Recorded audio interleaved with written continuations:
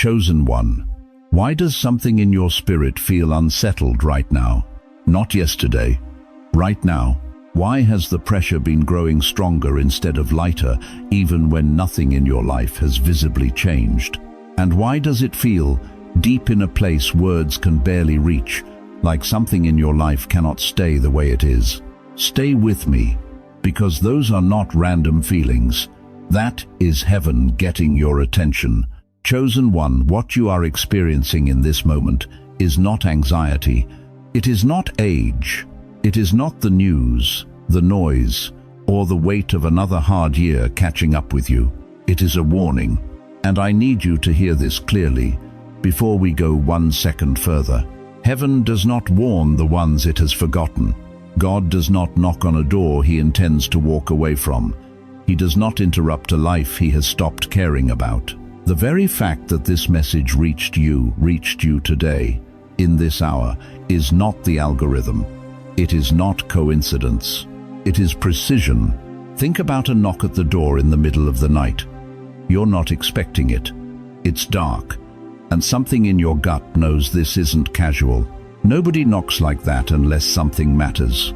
Or think about standing near the railroad tracks and feeling the ground begin to tremble beneath your feet before you ever see the light, before you ever hear the sound. Your body already knows something is coming. That is where you are right now.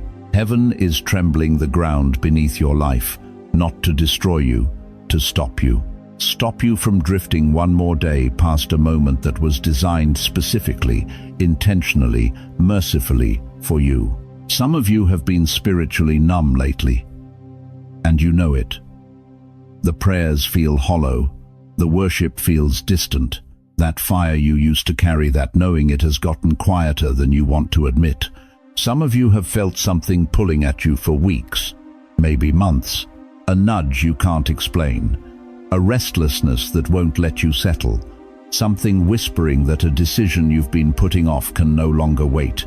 And some of you, and I say this with love, not judgment, some of you have wondered if maybe you waited too long, if maybe the window already closed, if maybe, at this point in your life, heaven has simply moved on.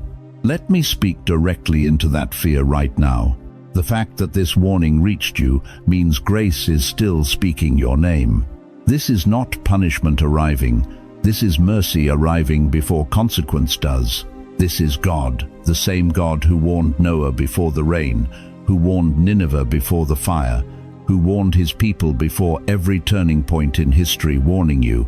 Because here's what you need to understand about how God operates. He warns the ones he still speaks to. Silence would mean something else entirely, but you are not in silence. You are hearing.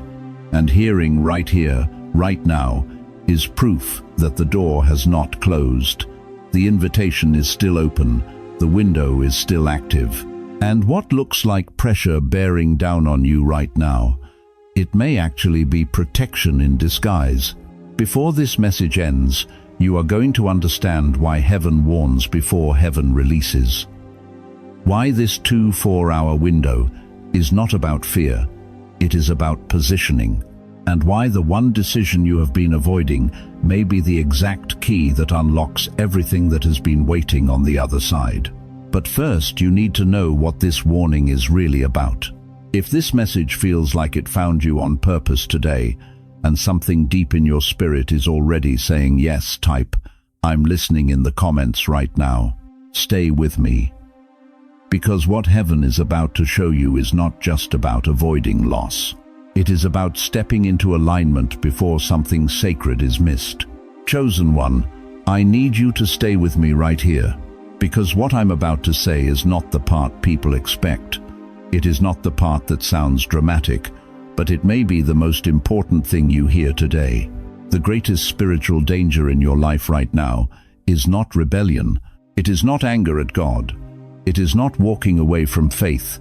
It is not open defiance or deliberate sin. It is something far quieter, far more invisible, and far more dangerous precisely because it never announces itself. It is the word later. Hebrews 3:15 says it plainly.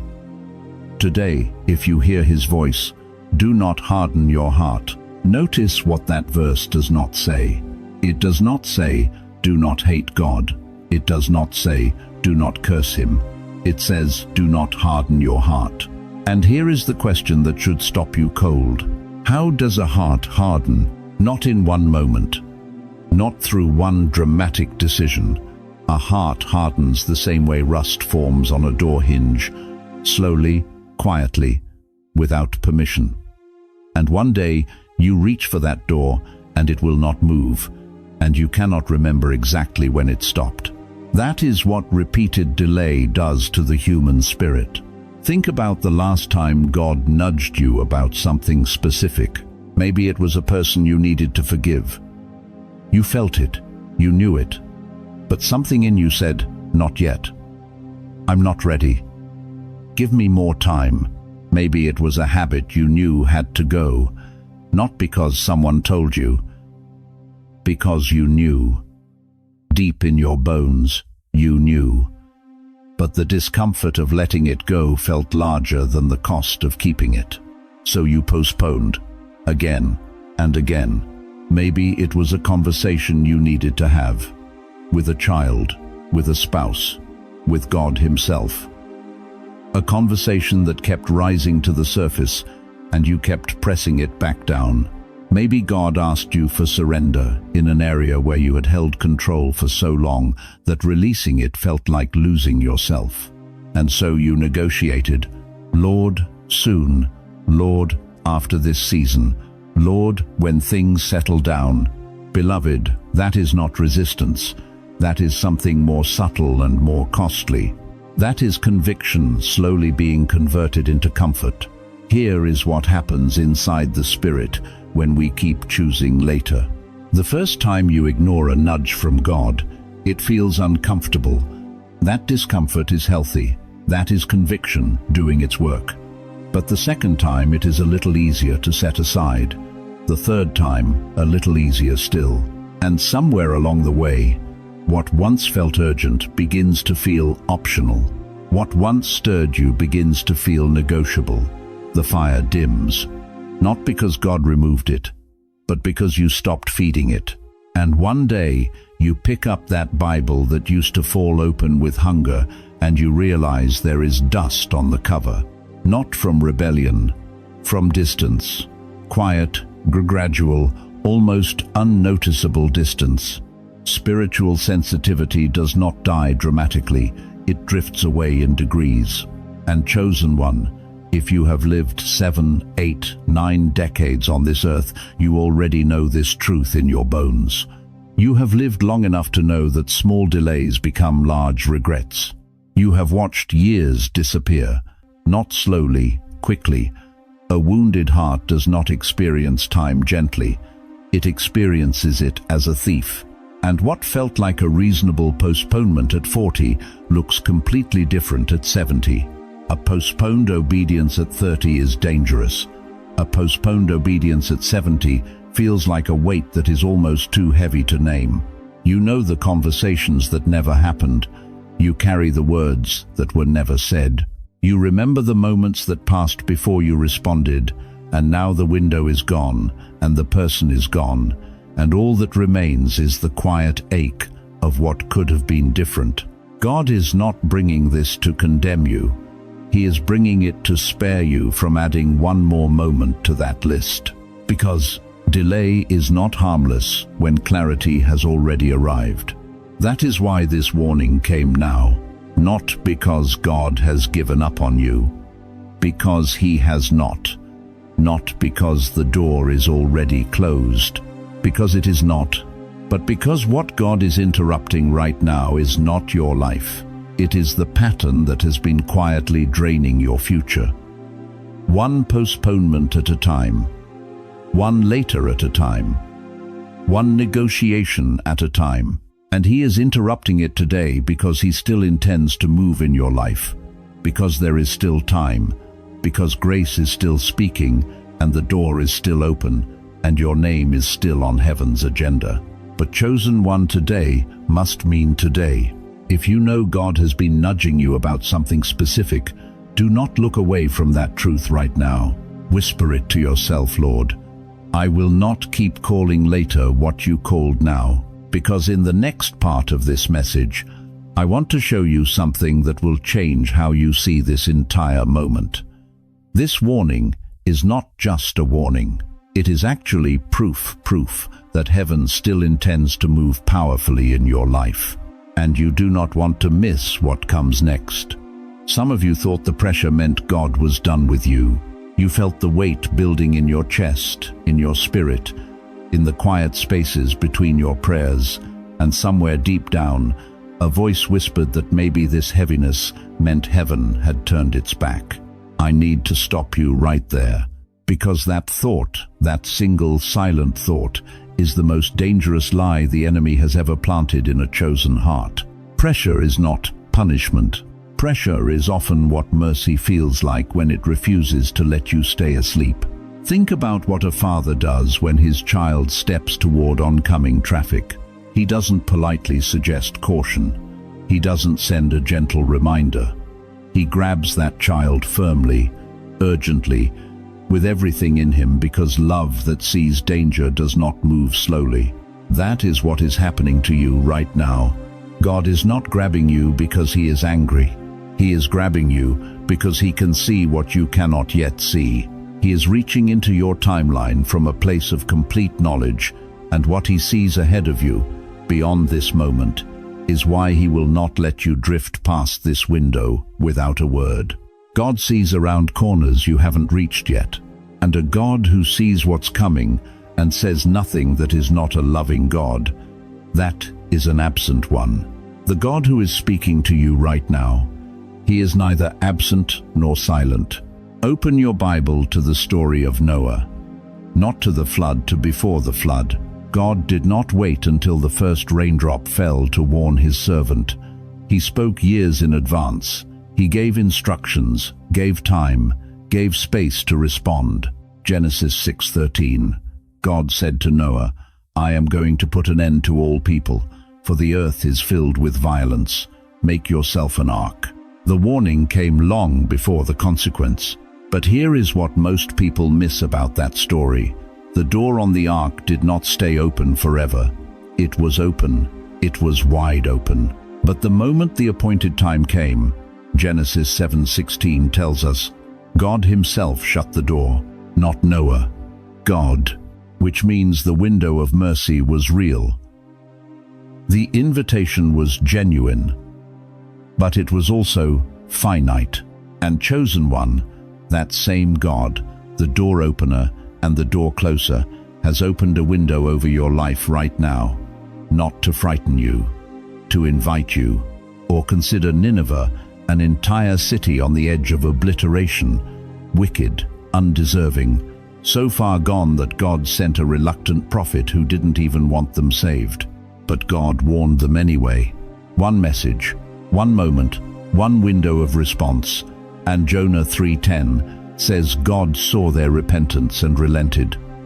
The destruction never came, not because Nineveh was perfect, because they responded. Do you understand what that means for you? You don't have to have it all together. You don't have to have a perfect record. You don't have to explain every delay, justify every detour, or defend every year you spent drifting. You just have to respond. Some of you thought the interruption in your life meant something was wrong, that the restlessness, the disruption, the quiet unraveling of things you thought were settled, you interpreted all of that as God withdrawing. But sometimes, interruption is the holiest form of protection you will ever receive. Think about a lighthouse. It does not exist to decorate the coastline. It exists to warn ships of rocks they cannot see in the dark. The light is not the danger, the light is what saves you from the danger. And if you sail past the lighthouse without adjusting your course, the rocks don't move. That light reaching your eyes right now, that warning landing in your spirit, that is your lighthouse moment. This warning is not evidence of rejection. It is evidence of relationship. God does not send warnings to strangers. He does not interrupt the lives of people he has forgotten. He speaks to his own, the ones he knows by name.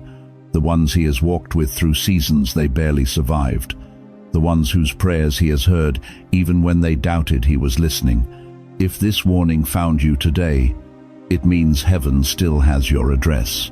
And here is what I need you to hold on to as we go deeper. Heaven is still reaching. Heaven is still correcting. Heaven is still making room for mercy. And heaven is still offering you the alignment that everything you've been praying for has been waiting on. Not someday. Now. So if you receive this word as mercy, not condemnation, not accusation, not shame type, thank you for warning me in the comments right now. Let that be your first act of response.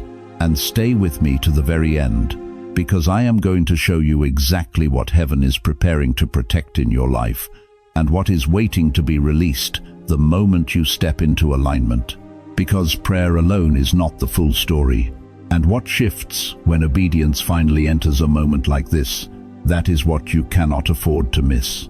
You have prayed. I know you have. Not casually, not out of habit. You have prayed with tears running down your face at 2 in the morning. You have prayed on your knees until your body ached. You have prayed the same prayer so many times you could speak it in your sleep. And yet, something still hasn't moved.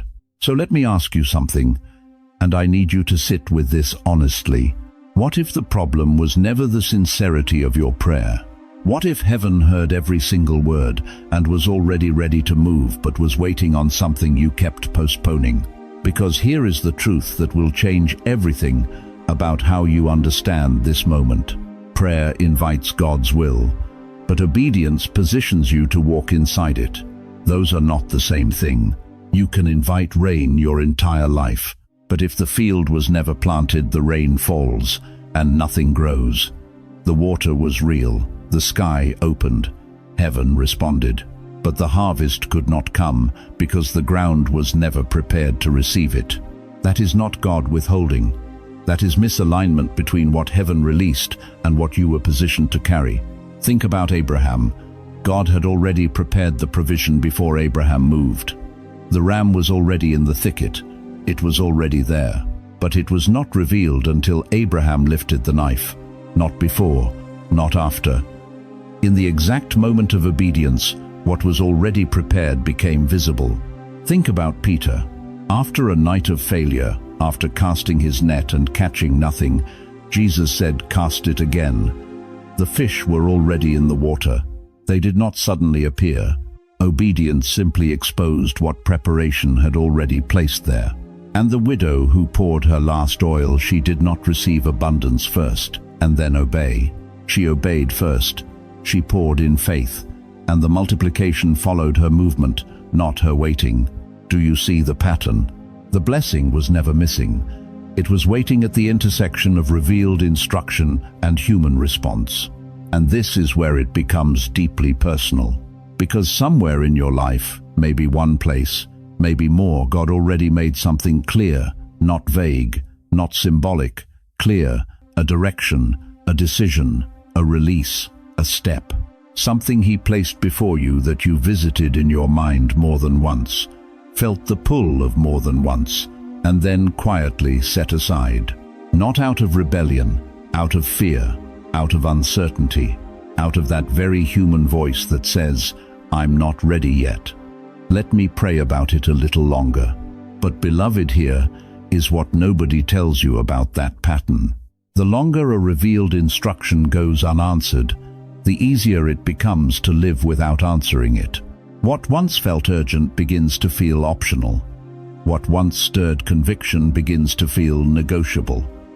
And slowly, without realizing it, you traded obedience for more prayer and called it faith. That is not faith. That is delay wearing the costume of devotion. Deuteronomy 28:1 says it plainly. If you fully obey the Lord your God, all these blessings will come upon you. Not might come, not will eventually arrive someday. Will come, present, active, conditional on one thing, obedience. You are not waiting on a miracle to begin. In some areas, the miracle is waiting on your agreement. Let that land. You have been on your knees asking God to open a door while the key was already in your hand. The door was never locked from His side. It was waiting on your turn of the wrist. You have been asking for clarity while the instruction was already clear. You simply hadn't moved toward it yet. You have bought the ticket. You read it. You held it. You prayed over it. But you never boarded the train. And the train chosen one has been waiting at the platform. This is why the 2-4-hour window carries such weight.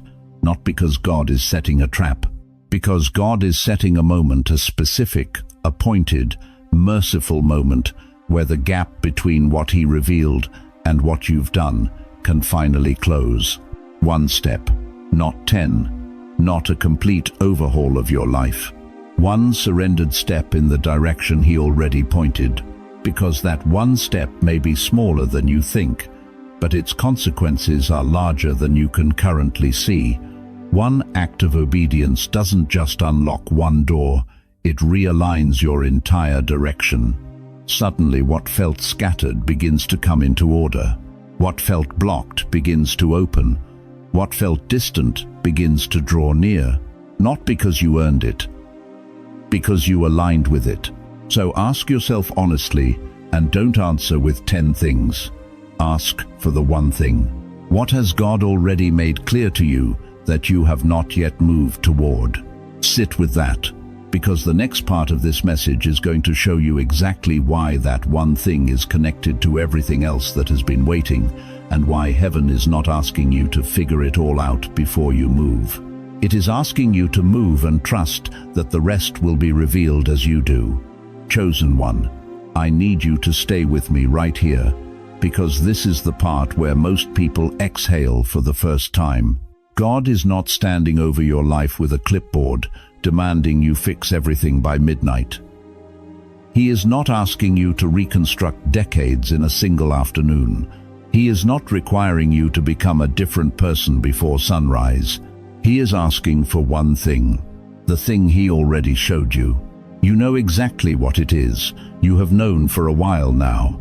It has surfaced in your quietest moments, in the stillness before sleep, in the middle of a worship song when your eyes filled unexpectedly, in that pause between breaths when you thought nobody was watching and something inside you said, "This needs to change."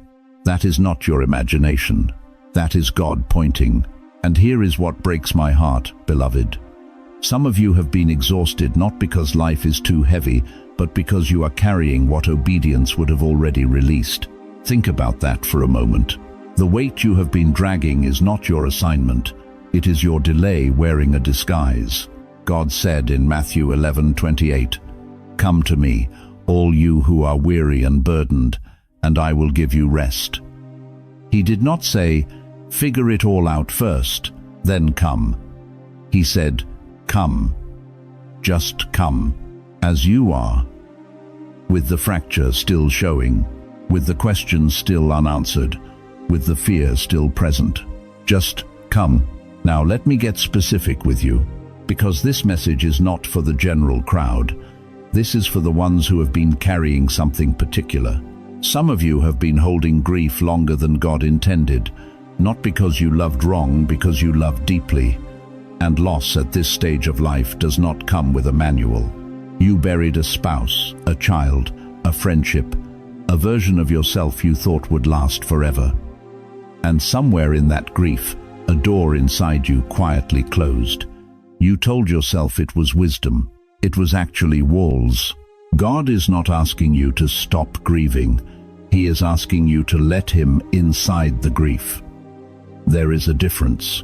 Some of you are carrying a fractured relationship that has gone unaddressed for years, a child you haven't spoken to, a sibling whose name raises your blood pressure, a wound dressed in religious language that sounds like forgiveness but still bleeds when touched. You have told yourself, "I've moved on." But moved on and healed are not the same address. And some of you, I need to say this plainly, some of you are carrying resentment that has outlived its reason. You cannot even fully remember how it started.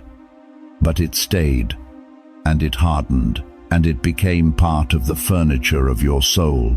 and now it is so familiar that releasing it feels like losing something rather than gaining everything. Hear me clearly. The step may hurt your pride, but it will heal your soul. And I know what some of you are whispering right now. You are saying, "At my age, what difference would it make?" I need you to stop. And I need you to hear this, as if heaven is speaking it directly into your ear. It is never too late for obedience to produce a miracle. Abraham was 100 years old when the promise was fulfilled. Moses was 80 when the burning bush stopped him on the road. Anna the prophetess was 84 years old when she finally saw what she had been waiting her entire life to see. God does not check your birth year before he decides whether your obedience still matters. Your years are not a limitation, they are a credential. And here is why this one step carries more weight than you realize. Obedience never moves alone. Think about a room that has been dark for years. One switch, one simple turn of the hand, and suddenly everything that was always there, the furniture, the photographs, the beauty that never left it, all becomes visible again. Not because anything changed, because the light came on.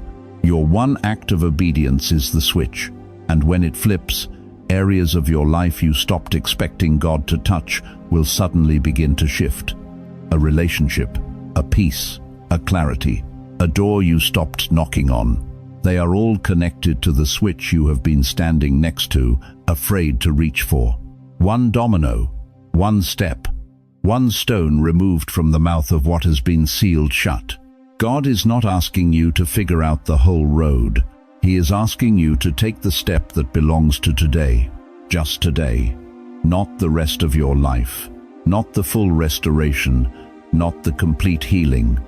Just the step that is sitting directly in front of you right now, the one that has your name on it. If you have been overwhelmed, breathe and hear this clearly. Heaven is not asking for perfection, only response.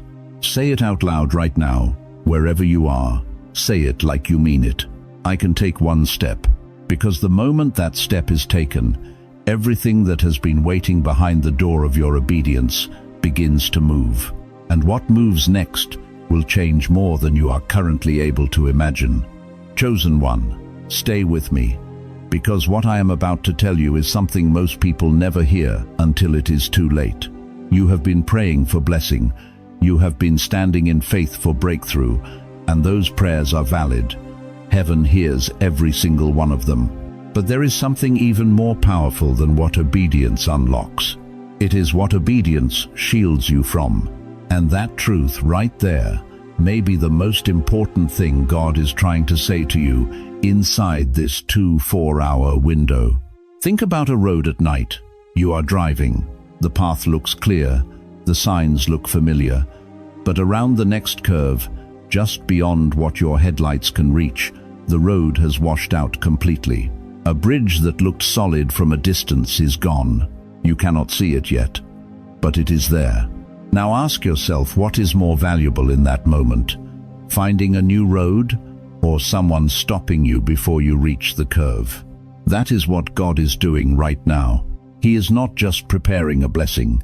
He is standing at a curve in your life, waving his hands, saying, "Do not go further in that direction." Chosen one, I need to ask you something directly, and I need you to sit with this honestly. How many times in your life did protection first feel like disappointment? A door that closed, and you cried over it, only to find out later what was on the other side of that door would have cost you everything. A relationship that ended, and it broke your heart. But looking back now, you can see exactly where that road was headed. A plan that fell through, a job you did not get, a season that felt like pure, unexplained delay. And years later you understood. That was not abandonment. That was not God being silent. That was mercy wearing the disguise of disappointment. That was protection arriving before the damage could go any deeper. Proverbs 14:12 says it plainly. There is a way that appears to be right, but in the end it leads to death. Some paths look completely normal on the surface. They look reasonable, they feel familiar, but they carry an invisible weight your spirit was never designed to hold. And here is where this becomes deeply personal, especially for those of you who have lived long enough to carry real regrets. Some of you made decisions while ignoring that inner warning. You felt it, that quiet unease, that still, small voice that said wait, and you moved anyway, because the opportunity looked right, because the person seemed trustworthy, because waiting felt like weakness, and you paid for it in stress that aged you, in broken trust that scarred you, in years that cannot be returned, in emotional entanglements that drained you long after the situation was over. I am not saying that to reopen wounds. I am saying it because God wants you to recognize the pattern so it does not repeat itself one more time. Because right now, there is something ahead of you, something forming just beyond what you can currently see. And it can become either a breakthrough or a burden, depending entirely on how you respond inside this window. This is not a metaphor. This is not poetic language. This is the spiritual reality of where you are standing right now.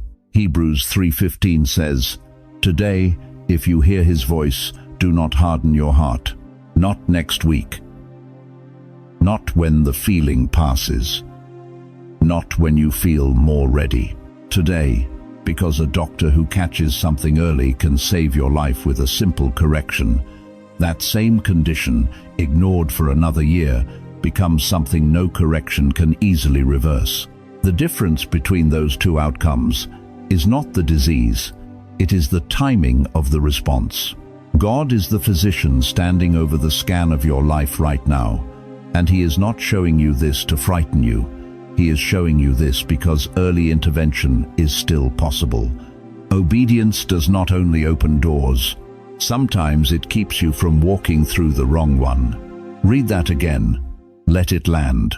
Because some of you are standing right now in front of a door that feels like the answer. It has the right appearance.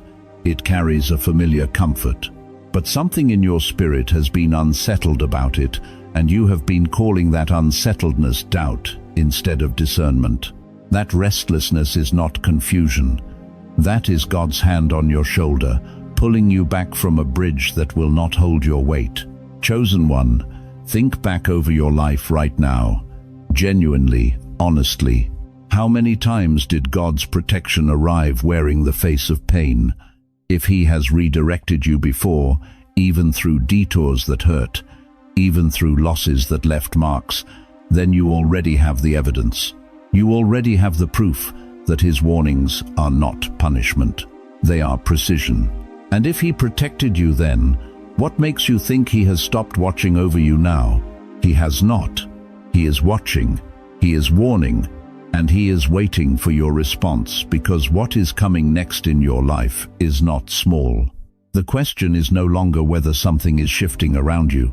The question is, will you be aligned when it arrives? Chosen one, I need you to slow down right here, not because the urgency has passed, but because urgency without intimacy is just noise. And what God is doing in this moment goes far deeper than a decision, far deeper than a correction, far deeper than a warning. What God is doing right now is knocking. And there is something about that word knocking that you cannot rush past, because he did not have to knock. He is God. He could have commanded, he could have forced, he could have moved without your permission and reshaped your life before you had a chance to respond. But that is not who he is. Revelation 3:20 says it plainly. Behold, I stand at the door and knock. He stands, he waits, he knocks.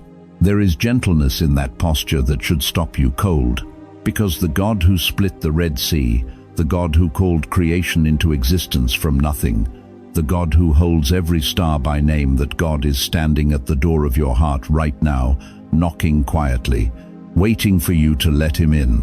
That is not the posture of someone who has given up on you. That is the posture of someone who refuses to. Can I ask you something honest? And I need you to sit with this, not answer it quickly. When was the last time you felt truly close to God? Not just going through the motions, not just the Sunday routine, the familiar prayers, the words you know by heart, but close, that warmth in your chest, that sense that He was near, that He was real, that He was personally present in your life. For some of you, that feeling has been gone for a long time, and the hardest part is you still love Him. You never stopped loving Him. But somewhere between the grief and the exhaustion and the years piling on top of each other, the closeness faded, like a fire that wasn't tended, still alive, but burning low. And maybe the thing you grieve most isn't the mistakes you made, it's the distance, that quiet ache of knowing you used to feel Him differently than you do now, that you used to run toward Him, and somewhere along the way, you just slowed down. That ache you are feeling right now, that is not shame talking. That is your spirit recognizing something it misses. And what you miss is still there, still waiting, still knocking. Think about this picture. A porch light left on through the night, not because the house needs illuminating, but because someone inside is waiting for someone to come home. The chair at the table still set, the door not locked. A hand resting on the doorknob from the inside, not to force it open, but ready, the moment you reach for it from your side. That is the image of God right now in your life. He has not turned the porch light off. He has not cleared your place at the table. He has not walked away from the door. Every single moment you felt like He was silent, He was still there, light on, table set, hand on the doorknob, waiting. And here is the truth that should break something loose inside of you right now. If you were truly abandoned, you would not be hearing this. If the door were truly closed, there would be nothing to feel. But you are feeling something, that stirring in your chest right now that is not emotion, that is recognition, your spirit recognizing the voice it was made to respond to. Hearing is proof that the relationship is still alive. God is not calling you back to fix your performance. He is not knocking because your record needs cleaning up. He is not standing at that door with a list of everything you did wrong. He is standing there because you still matter to the story He is writing. Not the version of you that had it all together. Not the younger version, the stronger version, the version that showed up every week without fail. You, right now, exactly as you are, with the distance, with the drift, with the years of quiet compromise you are not proud of. He is calling that person home, because that is who He came for. And when you open that door, when obedience and relationship come back together in the same moment, something begins to move fast. Faster than you expect, faster than you have seen in a long time. Because alignment with God is never slow. It only feels slow when we are still standing outside. The final warning was never really about what you might lose. It has always been about what is waiting for you on the other side of coming home. If this is really about coming closer again, not just doing better, not just trying harder, but coming closer, whisper it right now, wherever you are. Lord, I'm opening the door. And stay with me. Because what happens after you open that door, what heaven releases into a life that chooses alignment, that is where this warning was always pointing. You thought the world moved on without you. You watched the years stack up. You watched your circle grow smaller. You watched younger faces take the seats you once occupied. And somewhere along the way, quietly, without anyone saying it out loud, you started to believe a lie so subtle it never announced itself. The lie that said, your time has passed. The lie that said, you had your season. The lie that said, what God could have done through you, He already did through someone else. I need you to stop right there. Because that lie is not from heaven. That lie has a name. and it has been working overtime on the very people heaven is most ready to use. Let me ask you something that nobody else has had the courage to ask you directly. When did you decide God was finished with you? Was it the year you buried your spouse and the grief never fully lifted? Was it when the diagnosis changed everything and your world got smaller overnight? Was it when the children grew distant, or the finances collapsed, or the body started failing in ways you never expected? Was it simply the number 60, 70, 80 that somehow convinced you the best was behind you? Because here is what heaven says about every single one of those moments. None of it disqualified you. All of it prepared you.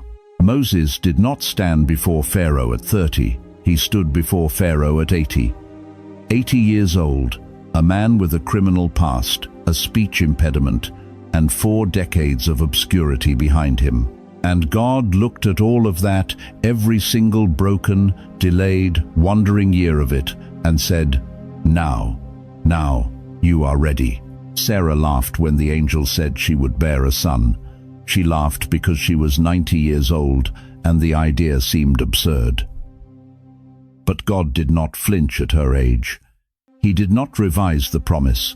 He simply said, "Is anything too hard for the Lord?"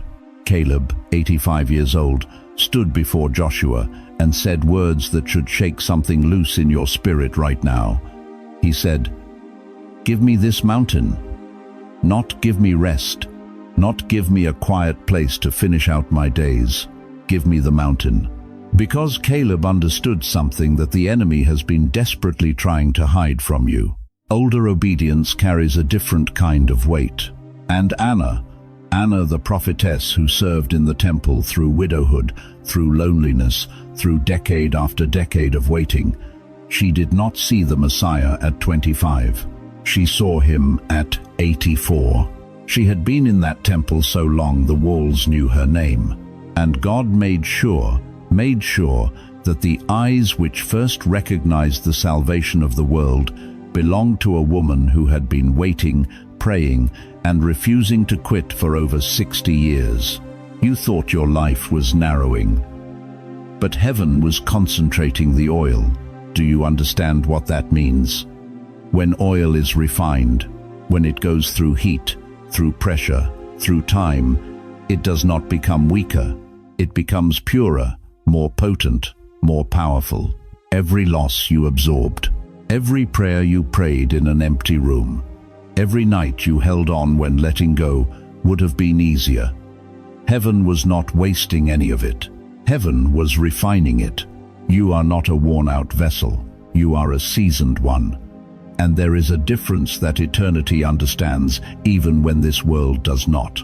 The old oak tree does not fear the storm. Its roots go down deeper than the wind goes wide. While younger trees bend and break, the oak holds because what is underground cannot be seen, but it cannot be moved. That is you. That is what these years have built in you. A root system the enemy cannot uproot. A depth of faith that only comes from decades of choosing God, when choosing God cost you something real. You thought your usefulness had expired, but your authority has been aging like prophecy. What you carry right now, the wisdom forged in real fire, the faith tested in actual darkness, the prayers soaked in genuine tears, that is not ordinary, that is rare. And heaven does not waste rare things. This 2-4-hour warning matters especially in your season, because what you say yes to now at this age, with this history, carrying this depth, can redeem what the enemy thought he permanently stole. One act of obedience from a seasoned vessel releases something that younger faith simply cannot yet access. You are not in the afterthought years, you are in the weight-bearing years. The foundation does not get the applause, but the foundation is what holds everything else up. So right now, not someday, not if circumstances were different, not if you were younger or healthier or less tired. Right now, look up, open your hands, and say it out loud, wherever you are. God, use me now, because this 2-4 Our window is open. The door has not closed. And heaven is still calling the name of every seasoned soul willing to answer. The warning reached you for a reason. And what comes next will show you exactly what that reason is. Chosen one, everything you have heard up to this moment, every warning, every word, every confirmation stirring inside your chest right now, it all leads here. Not to more information, not to more inspiration, to response. Because here is the truth that most people never confront. You can feel the most powerful message of your life and walk away unchanged. Not because the word was weak, but because feeling was mistaken for obeying. And heaven is not moved by emotion alone. Heaven moves when you move. So right now, in the next 24 hours, there are 4 things you must do. Not someday, not after you feel ready. Now, before this window closes. Before the clarity you are feeling right this moment gets buried again under the noise of ordinary life. Step 1. Be still long enough to actually hear. Not scrolling while praying still. Not halfway listening still. Fully still. Turn off the television. Put down the phone. Sit before God in a quiet room and let the noise of the world fall away completely. Because here is something most people miss. God has already been speaking.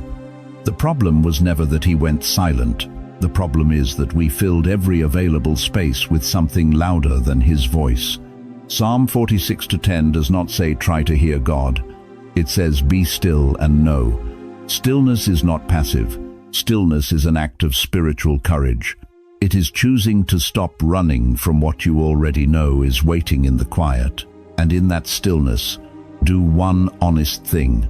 Name what has been stirring, not in vague spiritual language, not in religious phrases that soften the truth. Name it plainly, the way you would if you were standing face to face with God himself. Because you are. Step 2. Identify the one area you have been avoiding, not 10 areas, not a general confession of imperfection. One thing. The one thing you already know. The one thing that surfaces in the quiet before you fall asleep. The one thing you have explained away, postponed, spiritualized, and buried.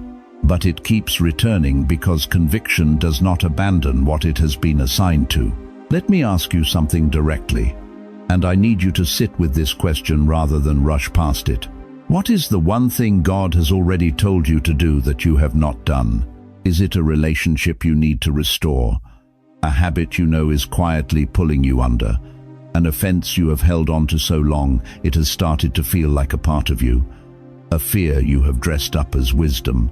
A conversation you know needs to happen, but you keep finding reasons to delay? Whatever it is, you already know what it is. You knew it before I asked the question. And the fact that it surfaced the moment I asked means it has never left. It has just been waiting for your honesty. Do not spiritualize your way around it today. Name it, own it, because you cannot surrender what you refuse to identify. Step 3.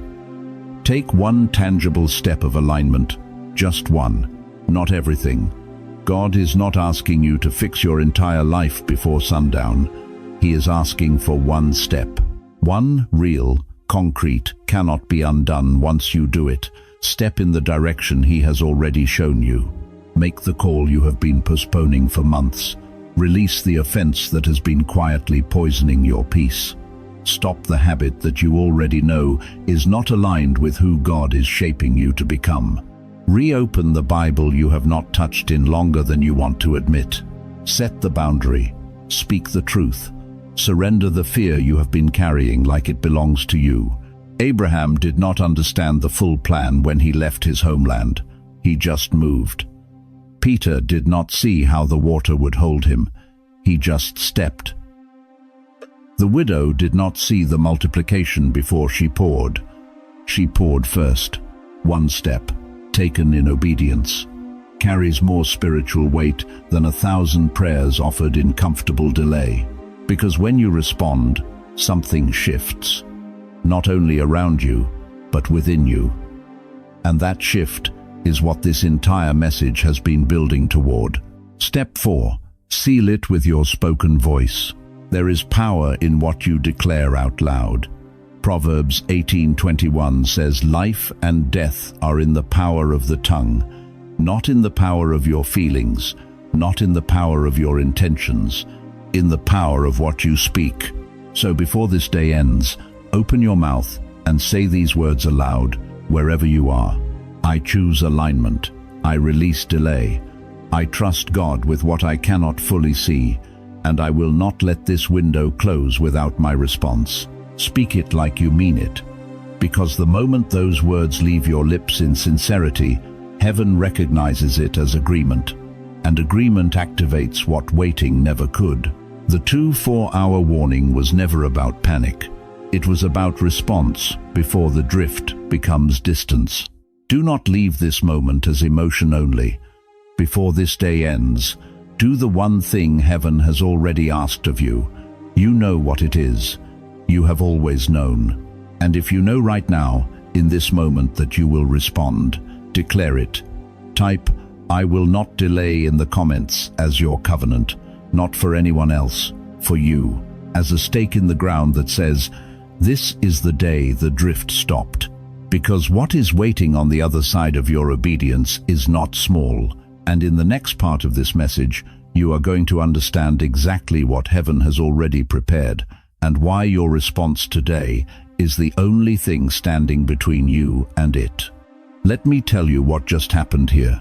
You did not stumble onto this message. You did not accidentally press play. Something greater than an algorithm, greater than timing, greater than coincidence, reached into the middle of your ordinary day and pulled you into this moment. And now you are standing at the edge of something you cannot undo. Not because you are trapped, but because you have been seen. This warning was never about your failures. It was never a list of everything you did wrong, every promise you broke, every prayer you let go cold. Heaven did not interrupt your life today to put you on trial. Heaven interrupted your life today because you are reachable, and reachable means you are not finished. Think about that. Of all the people breathing on this earth today, of all the hearts that are hardened, distracted, or completely closed, yours was open enough to hear. That is not small. That is everything. You were warned because you are loved. Not the kind of love that flatters you and lets you drift. The fierce, relentless, will not let you go kind of love. The kind that knocks at 3 in the morning because it would rather wake you up than watch you sleep through your own moment. You were interrupted because you are reachable. You were confronted because you are not finished. You were called today, in this hour, because heaven still has use for your life. Chosen one, I need you to feel the full weight of what I am about to say. Some of you have spent years, maybe decades, quietly believing that your best days were already behind you, that the window for real transformation, for real purpose, for real impact had silently closed while you were busy surviving. You looked at your age, you looked at your losses, you looked at the distance between who you are and who you thought you would be by now. And somewhere along the way, a voice told you, too late. That voice was not God. Psalm 92:14 says, "The righteous will still bear fruit in old age." Not used to bear fruit, not once bore fruit. Will still bear fruit. Present tense, active, alive. God does not retire his chosen ones, he repositions them. And this 2-4 hour window is not your ending, it is your repositioning. One decision, that is all that stands between where you are and where heaven has been waiting to take you. Not 1,000 corrections, not a perfect record, not a complete overhaul of everything you have built and broken and rebuilt over a lifetime. One decision, one step toward alignment, one moment where your will and God's direction finally meet in the same place at the same time. And when that happens, when you happen, acceleration follows. Joel 2:25 says, "He will restore the years." restore the years, not console you for losing them, not help you accept the loss. Restore them. What delay took, obedience can recover. What hesitation cost, one act of surrender can begin to return. This is the kind of moment people look back on years later and say, "That was the hour everything began to turn." Not because the world changed in an instant, but because you did, because you stopped resisting what God had already spoken, because you chose alignment over comfort, obedience over delay, trust over the fear that had been quietly running your decisions for far too long. And what happens after alignment may not appear all at once, but heaven will know the difference immediately. The peace you feel in the next 24 hours will not be the peace of circumstances finally cooperating. It will be the peace of a soul that stopped running from its own calling. Let me pray over you now. Father, I come before you on behalf of every chosen one, hearing these words right now. You know their name. You know what they have carried. You know the exact weight of the delay they have been living under, the quiet battles no one else has seen, the prayers that left their lips in the dark when no one was listening but you. Lord, soften every hardened place, dissolve every wall that fear built. Give them the courage to take the one step they have been postponing. Restore the intimacy they have missed. Cover them from every burden they were never meant to carry. Release them from the grip of delay right now, in this moment, with the authority of your word. Renew their purpose. Clarify their direction. Let peace settle in every area that confusion has occupied. And let this moment, this exact moment, become the turning point that the rest of their life is measured from. In Jesus' name, Amen. Chosen one, do not just feel this message, answer it. If this word found you in time, and I believe it did, write in the comments right now, "This is my turning point." And if someone you love has been delaying what God already showed them, do not let them miss this window. Send this to them today, not tomorrow. Today. The warning has been issued, the door is still open, and heaven is watching what you do next.